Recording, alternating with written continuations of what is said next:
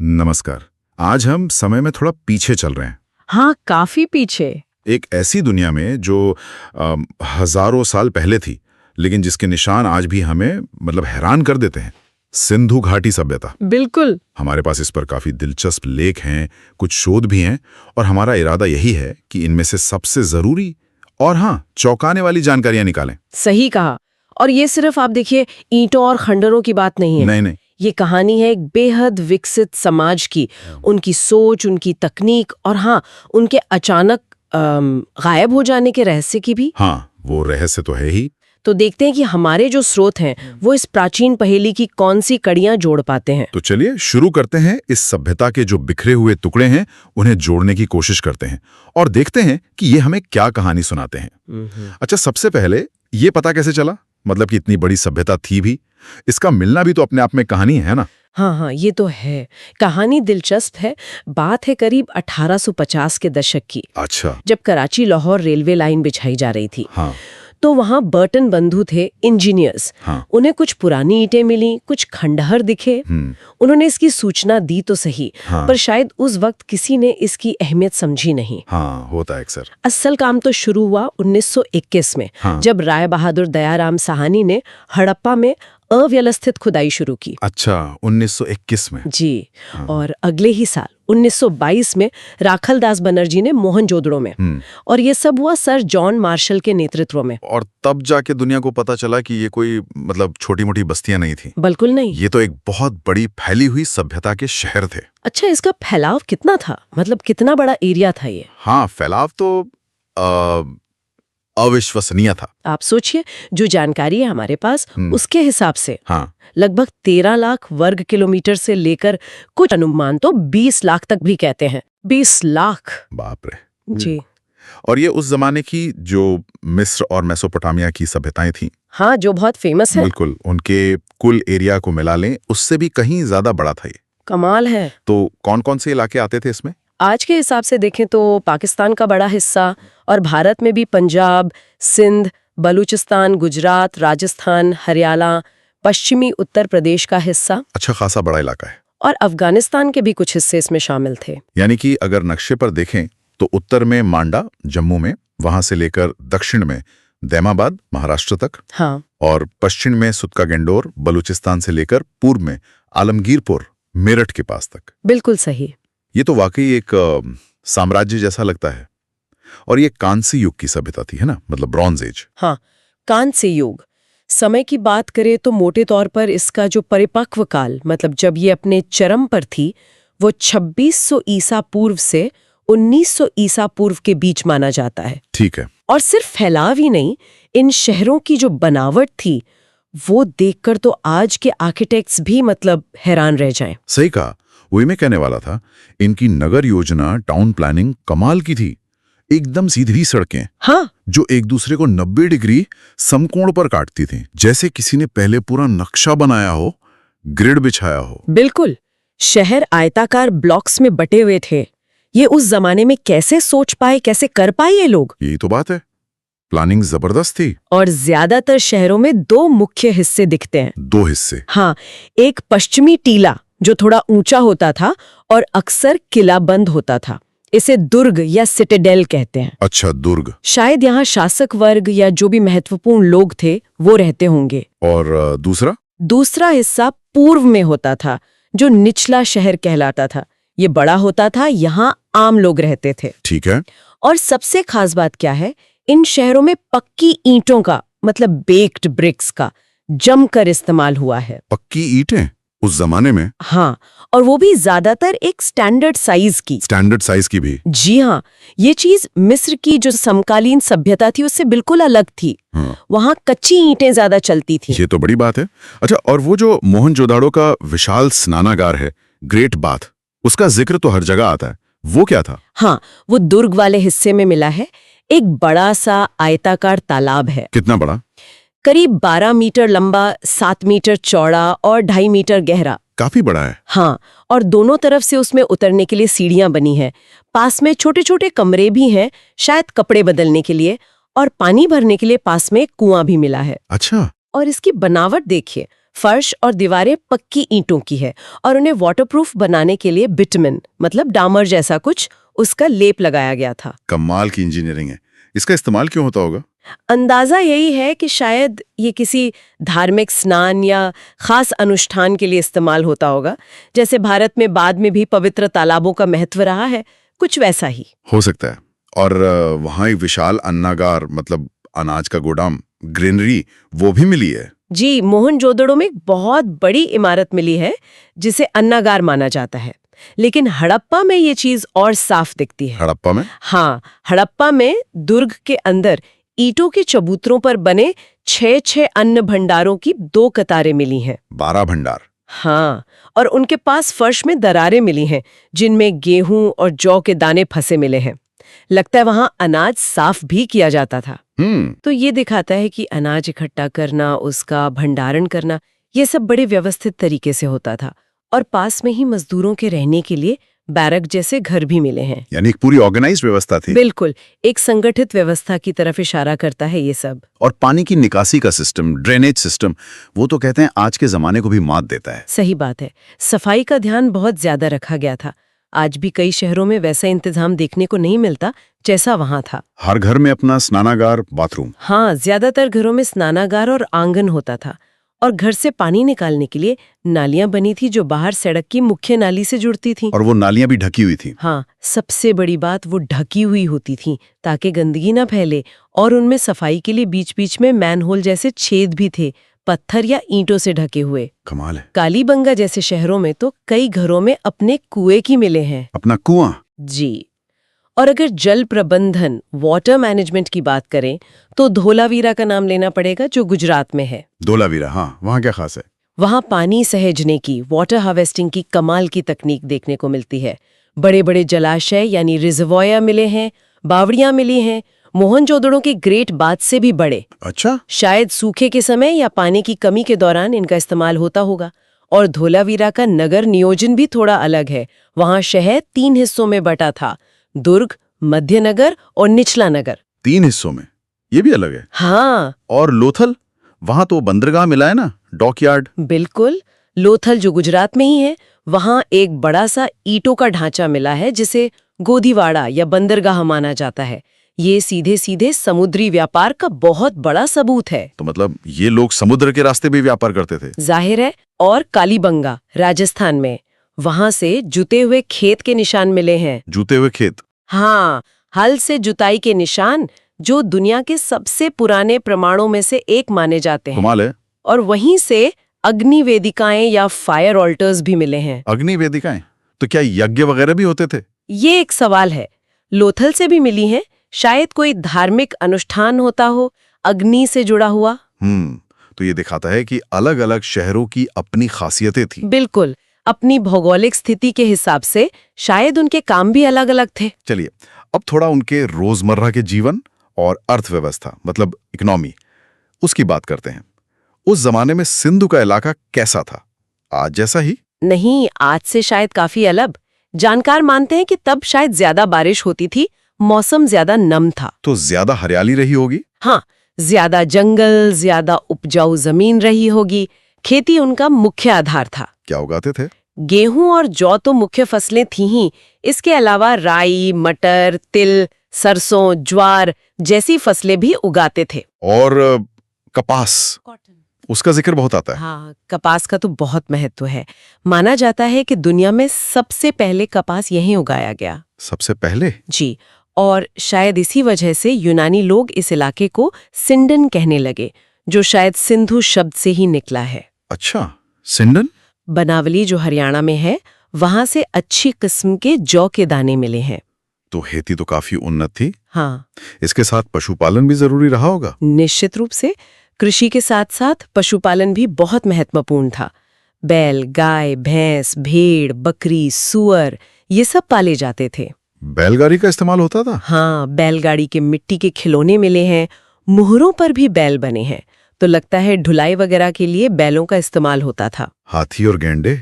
उनसे ये लोग परिचित थे, उनकी आकृतियां मुहरों पर मिलती हैं। लेकिन घोड़े की बात करें तो? हाँ, घोड़े का क्या स्टेटस था? घोड़े के पक्के सबूत बहुत कम हैं।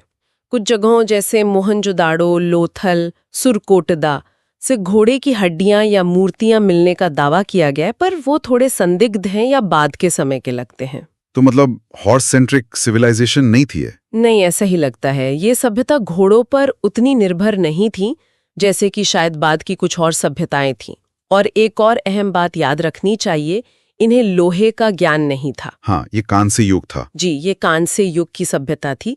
तांबे और टिन को मिलाकर कांसा बनाना जानते थे। अच्छा, तो उद्योग धंधे कैसे थे? क्राफ्ट्स, मिट्टी के बर्तन तो बहुत मिले। हाँ, मिट्टी के बर्तन बनाना, पॉटरी एक बहुत बड़ा उद्योग था।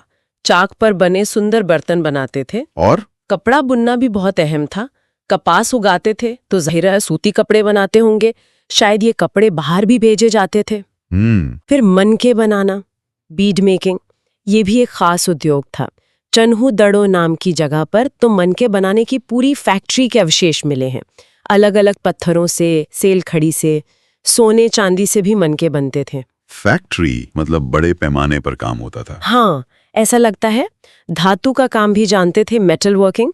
तांबा शायद राजस्थान की खेतड़ी खानों से लाते थे। खेदरी से? आज भी वहां तांबा मिलता है? हाँ, और टिन शायद अफगानिस्तान या ईरान से मंगाते थे। फिर इन दोनों को मिलाकर कांसा बनाते थे, जिससे औजार, हथियार, बर्तन, मूर्तियां बनती थीं। सोना चांदी के गहने भी बनते थे, वो भी शायद बाहर से ही आता होगा। तो इन सब चीजों का मतलब अनाज, कपड़े, मनके, धातु का सामान, इनका व्यापार भी होता होगा। बिल्कुल, व्यापार बहुत ही महत्वपूर्ण था इनकी अर्थव्यवस्था के लिए। कैसे पता चलता है ये? इसका अंदाजा हमें कई चीजों से लगता है। एक तो हजारों की संख्या में मिली मोहरें, सील्स। हाँ, वो मोहरें। दूसरा, एक जैसी लिपि जो अभी तक पढ़ी नहीं गई है, पर वो पूरे इलाके में मिलती है। हाँ। तीसरा, पूरे इलाके में एक जैसे वजन और माप के बांट, वेट्स एंड मेजर्स, जो अक्सर 16 के अनुपात में होते थे। 1, 2, 4, 8, 16, 32, 64, इस तरह से 16 के गुणक में। ये दिलचस्प है। हाँ, ये सब दिखाता है कि व्यापार को नियंत्रित करने का कोई सिस्टम था। अंदरूनी व्यापार तो होता ही था, शहरों और गांव के बीच, और बाहर भी, दूसरे देशों से। हाँ, बाहरी व्यापार के भी पक्के सबूत है, खास तौर पर मेसोपोटामिया यानी आज का इराक, साथ ही ईरान और अफगानिस्तान से भी। मेसोपोटामिया से कैसे पता चला? मेसोपोटामिया के जो पुराने लेख मिले हैं, उनमें मेलुहा नाम की एक जगह का जिक्र आता है। मेलुहा? हाँ, ज्यादातर विद्वान मानते हैं कि मेलुहा सिंधु क्षेत्र का ही नाम था। उन लेखों में मेलुहा से आने वाले सामान जैसे कि कीमती पत्थर, हाथी दांत, शायद लकड़ी, इनका जिक्र है। अच्छा, पैसे, सिक्के वगैरह थे? नहीं, धातु के सिक्के या करेंसी का कोई सबूत नहीं मिला है। लगता है सारा व्यापार चीजों के लेन देन यानी वस्तु विनिमय प्रणाली, बार्टर सिस्टम पर आधारित था। Barter system? इतनी बड़ी सभ्यता और बार्टर? हाँ, ऐसा ही लगता है। शायद मोहरों का इस्तेमाल सामान की पहचान या मालिकाना बताने के लिए होता हो, पैसे की तरह नहीं। ये भी एक सोचने वाली बात है। अच्छा, अब आते हैं कला पर, आर्ट एंड कल्चर। और सबसे पहले तो वो मोहरें, वो अपने आप में कला का नमूना है। सच में करीब 2000 से ज्यादा मोहरें मिल चुकी हैं। ज्यादातर सेल खड़ी यानी स्टीटाइट नाम के नरम पत्थर की बनी है। सेरी खड़ी? हाँ, ज्यादातर चौकोर हैं, पर आयताकार, गोल, बेलनाकार भी मिली हैं। इन पर जानवरों की आकृतियां उकेरी गई हैं और साथ में वो लिपि।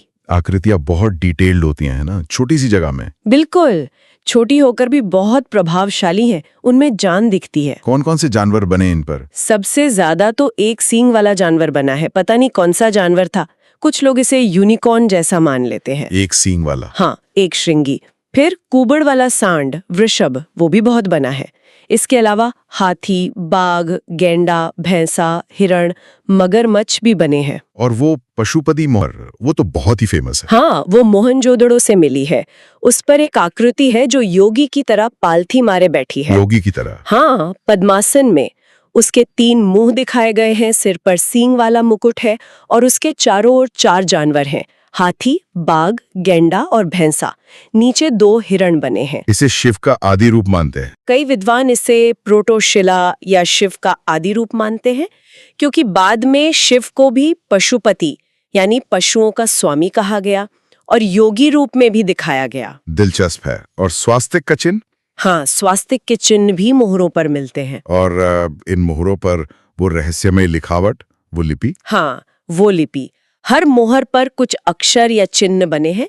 ये पिक्टोग्राफिक लगती है, मतलब चित्र जैसे अक्षर, पर इसे आज तक कोई पढ़ नहीं पाया है। अगर ये पढ़ ली जाए तो सोचिए कितने राज खुल सकते हैं। बिल्कुल, ये इस सभ्यता को समझने की सबसे बड़ी चाबी हो सकती है जो अभी खोई हुई है। अच्छा, मूर्तिकला की बात करें, मूर्तियां कैसी मिली हैं? मूर्तियां कई तरह की मिली हैं।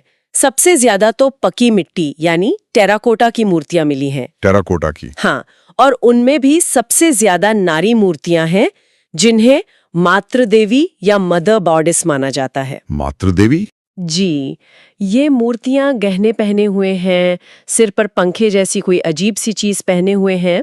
एक मूर्ति ऐसी भी मिली है जिसमें स्त्री के गर्भ से पौधा निकलता दिखाया गया है। गर्भ से पौधा? हाँ, जो शायद धरती माता या उर्वरता की देवी की पूजा का प्रतीक हो सकता है। और खिलौने? हाँ, मिट्टी के खिलौने भी बहुत मिले हैं। छोटी छोटी बैलगाड़ियां, जानवर जैसे बैल, बंदर, पक्षी और सीटियां भी मिली हैं। बच्चों को खेलने के लिए? शायद ये दिखाता है कि उनका जीवन सिर्फ काम और धर्म तक ही सीमित नहीं था। और धातु की मूर्तियां, वो कांसे की नर्तकी वाली मूर्ति? हाँ, वो तो बहुत ही प्रसिद्ध है, मोहनजोदड़ो से मिली है, कांसे की बनी है, लॉस्ट वैक्स तकनीक से। Lost wax? हाँ, ये धातु ढलाई की एक पुरानी तकनीक है। मूर्ति करीब 4 इंच ही ऊंची है, लेकिन उसका पोस्चर, उसका आत्मविश्वास गजब का है। कैसी दिखती है वो? में हार और एक हाथ में ऊपर तक चूड़ियां पहनी हुई हैं। एक हाथ कमर पर है, दूसरा शायद घुटने पर टिका है, बाल जूड़े में बंधे हैं। ये दिखाती है कि उनकी धातु कला कितनी उन्नत थी। बिल्कुल, सजीवता है उसमें। पत्थर की मूर्तियां ज्यादा नहीं मिली हैं शायद। हाँ, धातु और मिट्टी की तुलना में पत्थर की मूर्तियां कम हैं, पर जो मिली हैं वो भी महत्वपूर्ण है। जैसे हड़प्पा से 2 पुरुषों के धड़ मिले हैं। एक लाल बलुआ पत्थर का है, काफी यथार्थवादी बना है। दूसरा शायद किसी नृत्य मुद्रा में है, उसका शरीर थोड़ा मुड़ा हुआ है। और मोहनजोदड़ो से वो दाढ़ी वाले पुजारी की मूर्ति? हाँ, वो सेलखड़ी की बनी आवक्ष प्रतिमा है, मतलब सिर्फ कंधे तक का हिस्सा। दाढ़ी है, मूछें नहीं है, आंखें आधी बंद हैं जैसे ध्यान में हो, और उसने एक शॉल ओढ़ रखी है जिस पर 3 पत्तियों वाला डिजाइन, तिपतिया पैटर्न बना हुआ है। इसे प्रीस्ट किंग या योगी माना जाता है। काफी प्रभावशाली लगती है वो मूर्ति। जी। अच्छा, और मिट्टी के बर्तन, पॉटरी, वो भी तो कला के नमूने थे? हाँ, बिल्कुल। ज्यादातर बर्तन चाक पर बनाए जाते थे, बहुत अच्छी क्वालिटी के, आमतौर पर लाल या गुलाबी रंग के होते थे, और उन पर काले रंग से डिजाइन बनाए जाते थे। कैसे डिजाइन? ज्यामितीय डिजाइन होते थे, गोल, चौकोर, लाइनें। इसके अलावा पेड़ पौधे जैसे पीपल का पत्ता, खजूर का पेड़, जानवर पक्षी भी बनाते थे जैसे मोर, हिरण, मछली, बत्तख। मोर भी? हाँ, मोर काफी लोकप्रिय लगता है। कुछ बर्तनों पर तो पूरी कहानी जैसे चित्र भी मिलते हैं, जैसे एक लोमड़ी और कौवे वाली कहानी जैसा कुछ। पंचतंत्र वाली? कुछ वैसा ही लगता है। तो उनकी कला सिर्फ बड़ी मूर्तियों या मोहरों में नहीं, बल्कि रोजमर्रा के इस्तेमाल की चीजों जैसे बर्तनों में भी दिखती है। अच्छा, अब थोड़ा समाज और धर्म के बारे में बात करते हैं। क्या पता चलता है इन चीजों से उनके समाज के बारे में? क्या कोई ऊंच नीच वर्ग भेद था? देखिए, शहर की जो बनावट है, दुर्ग और निचला शहर, उससे थोड़ा अंदाजा तो लगता है कि शायद समाज में कुछ वर्ग भेद रहा होगा। कि कुछ लोग ज्यादा महत्वपूर्ण थे, ऊंची जगह पे रहते थे। हाँ, शायद शासक वर्ग या पुरोहित वर्ग या अमीर व्यापारी वर्ग दुर्ग में रहता हो और आम कारीगर मजदूर निचले शहर में। पर यह सिर्फ अनुमान है। शासक कौन थे ये पता है? कोई राजा? ये साफ नहीं है। कोई बड़े महल जैसी इमारत नहीं मिली है, राजाओं जैसी कोई कब्रें भी नहीं मिली हैं। तो ये कहना मुश्किल है कि शासन किसके हाथ में था। तो क्या थियोरीज हैं? कुछ विद्वान मानते हैं कि शायद व्यापारी वर्ग का शासन था, क्योंकि व्यापार इतना महत्वपूर्ण था। कुछ कहते हैं कि शायद पुरोहित वर्ग का दबदबा था, जैसा मेसोपोटामिया में था। कुछ ये भी मानते हैं कि शायद कोई एक शासक था ही नहीं, बल्कि अलग अलग शहरों के अपने शासक थे, या शायद एक तरह का गणराज्य जैसा कुछ था जहां सबका दर्जा समान था। मतलब ये अभी पक्का नहीं है? नहीं, ये अभी तक रहस्य है। और धर्म, रिलीजन, आपने मातृ देवी और पशुपति का जिक्र किया, मंदिर तो नहीं मिले हैं ना? हाँ, ये एक बड़ी अजीब बात है कि मिस्र और मेसोपोटामिया की तरह यहाँ कोई बड़े मंदिर जैसी इमारत नहीं मिली है। तो पूजा कहाँ होती थी? शायद घरों में होती हो या खुले में। वो जो मातृ देवी की मूर्तियां मिली हैं, वो ज्यादातर घरों से ही मिली हैं। तो लगता है मातृ देवी या पृथ्वी देवी की पूजा काफी लोकप्रिय थी। पशुपति या आदि शिव की पूजा का अनुमान उन मुहरों से लगता है। लिंग और योनि जैसे दिखने वाले चिकने पत्थर भी मिले हैं, जिनसे शायद लिंग पूजा या प्रजनन शक्ति की पूजा का अंदाजा लगाया जाता है। अच्छा, और पेड़ों और जानवरों की पूजा? हाँ, वो भी लगता है प्रचलित थी। मुहरों पर पीपल के पेड़ का अंकन बहुत मिलता है। जानवरों में वो एक सिंग वाला जानवर और कुबड़ वाला सांड, इनकी पूजा शायद होती थी। नाग पूजा के भी संकेत हैं शायद? हाँ, कुछ मुहरों पर नाग जैसी आकृतियां भी हैं और तावीज भी बहुत मिले हैं। तावीज, एम्यूलेट्स? हाँ, इनसे लगता है कि शायद वो लोग भूत प्रेत या जादू टोने में भी विश्वास करते थे और उनसे बचने के लिए तावीज पहनते थे। और वो अग्नि वेदिकाएं जो कालीबंगा और लोथल में मिली, उनका क्या मतलब हो सकता है? क्या वो यज्ञ की तरफ इशारा करती हैं? ये एक बहुत दिलचस्प सवाल है। कुछ विद्वान इन्हें अग्नि पूजा या किसी तरह के यज्ञ से जोड़ते हैं, लेकिन क्योंकि कोई लिखित प्रमाण नहीं है, इसलिए पक्का कहना मुश्किल है। हो सकता है इनका कोई और ही मकसद रहा हो। और विशाल स्नानागार का क्या? हाँ, जैसा हमने पहले कहा, हो सकता है उसका इस्तेमाल सामूहिक धार्मिक स्नान के लिए होता हो। अंतिम संस्कार कैसे करते थे? शवों का क्या करते थे? दोनों तरह के प्रमाण मिले हैं, शवों को दफनाने के भी और जलाने के भी। हड़प्पा में एक कब्रिस्तान मिला है जहां शवों को उत्तर दक्षिण दिशा में लिटाकर दफनाया गया है, साथ में कुछ मिट्टी के बर्तन भी रखे हैं। और जलाने के? कुछ जगहों पर राख और हड्डियों के बर्तन मिले हैं, जिससे लगता है कि शवों को जलाने के बाद उनकी राख को बर्तनों में रखकर दफना दिया जाता था। पर कब्रें आबादी के हिसाब से बहुत ज्यादा नहीं मिली हैं। तो शायद जलाने की प्रथा ज्यादा आम रही हो। हाँ, ऐसा संभव है। तो ये तो हुई उनके जीवन, समाज, धर्म की बात। हाँ। अब वो सवाल जो शायद सबसे बड़ा रहस्य है, यस। इतनी विकसित, इतनी फैली हुई सभ्यता आखिर खत्म कैसे हो गई? हाँ, ये पतन, डिक्लाइन, ये वाकई एक बड़ी पहेली है। लगभग 1900 ईसा पूर्व के आसपास इसका पतन शुरू हो गया ना? जी, जो परिपक्व काल था वो लगभग 1900 ईसा पूर्व तक चला। उसके बाद धीरे धीरे शहरों का पतन होने लगा, लोग शहर छोड़ने लगे, व्यापार कम हो गया, लिपि का इस्तेमाल बंद हो गया, वो एक रूपता खत्म हो गई। तो हुआ क्या? क्यों हुआ ये सब? कोई एक जवाब नहीं है इसका, मतलब कोई एक सिंगल कारण नहीं लगता। ज्यादातर जानकार मानते हैं कि कई कारण मिलकर इसके लिए जिम्मेदार रहे होंगे। जैसे कि? एक बड़ा कारण जलवायु परिवर्तन माना जाता है। Climate change? जी, तब भी? हाँ, शायद मौसम बदला हो, बारिश का पैटर्न बदला हो, मानसून कमजोर पड़ गया हो या अनियमित हो गया हो, इससे सूखा पड़ने लगा हो। और नदियों का क्या? नदियां भी एक बड़ा फैक्टर हो सकती हैं। सिंधु और उसकी सहायक नदियां अपना रास्ता बदलती रहती हैं। हो सकता है किसी बड़ी नदी ने अपना रास्ता बदल लिया हो, जिससे पानी की कमी हो गई हो, या फिर भयानक बाढ़ आई हो। सरस्वती नदी के सूखने की बात भी होती है। हाँ, घग्गर हाकरा नदी, जिसे कई लोग प्राचीन सरस्वती मानते हैं, उसके सूखने का सिद्धांत भी काफी अहम माना जाता है। उस नदी के किनारे बहुत सारी बस्तियां थीं।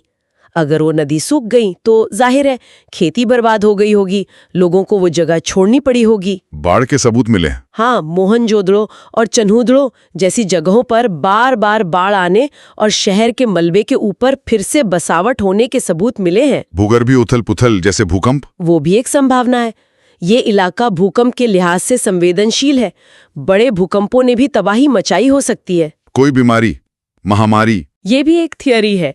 जब शहर घने बसे हों, सफाई व्यवस्था चरमरा जाए, तो महामारी फैलने का खतरा रहता है। और वो आर्यों के आक्रमण वाली थियरी, उसका क्या हुआ? हाँ, वो एक समय में काफी लोकप्रिय थियरी थी, जिसे मोर्टिमर व्हीलर जैसे पुरातत्वविदों ने आगे बढ़ाया था। किस आधार पर? आधार था ऋग्वेद में इंद्र देवता को पुरंदर यानी किलों को नष्ट करने वाला कहा जाना, और मोहनजोदड़ो में कुछ जगहों पर बिखरे हुए कंकाल मिले थे, कुछ पर चोट के निशान भी थे। तो ये कहा गया कि बाहर से आए आर्यों ने हमला करके इन शहरों को तबाह कर दिया और सभ्यता खत्म हो गई। लेकिन क्या ये थियरी अभी भी मानी जाती है? नहीं, अब ज्यादातर विद्वान इस आक्रमण वाली थियरी से सहमत नहीं है। क्यों? पहली बात तो ये कि जो कंकाल मिले हैं उनकी संख्या बहुत कम है और वो किसी एक ही समय के नहीं लगते। दूसरी बात, बड़े पैमाने पर लड़ाई, आगजनी या विनाश के वैसे पुरातात्विक सबूत नहीं मिलते जो किसी बड़े हमले की पुष्टि करें, और कालक्रम में भी शायद अंतर है। तो अब आम सहमति क्या है? अब आम सोच ये है कि पतन किसी एक घटना जैसे आक्रमण से नहीं हुआ, बल्कि एक धीमी प्रक्रिया थी। धीमी प्रक्रिया। हाँ, जिसमें शायद जलवायु परिवर्तन, नदियों का बदलना, जमीन का अनुपजाऊ होना, संसाधनों की कमी, व्यापार में गिरावट और शायद अंदरूनी सामाजिक और आर्थिक समस्याएं, इन सब ने मिलकर भूमिका निभाई। मतलब कई चीजें एक साथ हुई। जी, सभ्यता एकदम से गायब नहीं हुई, बल्कि धीरे धीरे उसकी जो शहरी खासियतें थीं, बड़ी इमारतें, नगर नियोजन, लिपि, मोहरें, मानकीकृत बांट, वो खत्म होती गईं। लोग शायद पूर्व और दक्षिण की तरफ छोटी ग्रामीण बस्तियों में जाकर बसने लगे। संस्कृति बदली, लेकिन शायद लोग पूरी तरह खत्म नहीं हुए। तो ये थी सिंधु घाटी सभ्यता की कहानी, या कहें कि कहानी का वो हिस्सा जो हमें उपलब्ध स्रोतों से पता चलता है। एक कमाल की शहर योजना, दूर दूर तक फैला व्यापार, एक अनोखी कला, एक ऐसी लिपि जिसे हम पढ़ नहीं पाए, और एक अंत जो आज भी पूरी तरह समझा नहीं जा सका है। हाँ, कदम पर सवाल उठते हैं। कौन थे ये लोग असल में? क्या भाषा बोलते थे? उनका समाज ठीक ठीक कैसे काम करता था? उनकी लिपि में आखिर लिखा क्या है? धर्म की पूरी तस्वीर क्या थी? बहुत सारे सवाल हैं। और जाते जाते एक विचार और छोड़ जाते हैं श्रोताओं के लिए। हाँ, हाल की कुछ जेनेटिक स्टडीज हुई हैं, जैसे हरियाणा के राखीगढ़ी में मिले कंकालों के डीएनए का विश्लेषण किया गया। हाँ, वो काफी चर्चा में रही हैं। और उनसे जो पता चला है वो पुरानी आर्य आक्रमण जैसी धारणाओं को और कमजोर करता है। क्या पता चला है? उसमें दिखता है कि सिंधु घाटी के लोगों के डीएनए में मुख्य रूप से दो प्राचीन आबादियों का मिश्रण था। एक तो स्थानीय दक्षिण एशियाई शिकारी संग्राहक और दूसरे प्राचीन ईरानी किसान या चरवाहे। अच्छा। लेकिन मध्य एशिया के स्टेपीज के लोगों का जेनेटिक निशान, जिसे बाद के आर्यों के आगमन से जोड़ा जाता है, वो उस समय के सिंधु घाटी के कंकालों में लगभग नहीं मिलता। ये तो बड़ी बात है। हाँ, तो ये एक ज्यादा जटिल तस्वीर पेश करता है। ये दिखाता है कि आबादी का मिश्रण और प्रवास शायद पहले से हो रहा था, और आर्य आक्रमण वाली थ्योरी शायद उतनी सीधी नहीं है। बिल्कुल, ये आनुवंशिक अध्ययन नए रास्ते खोल रहे हैं। तो सवाल ये उठता है कि भविष्य में अगर लिपि पढ़ ली जाती है, या और नई पुरातात्विक खोजें होती हैं, या जेनेटिक स्टडीज से और नतीजे आते हैं, तो इन लोगों की असली पहचान, उनकी जड़ें कहाँ थीं, और उनकी विरासत आज हम में कितनी है, इसके बारे में हमें और क्या चौंकाने वाली बातें पता चल सकती हैं।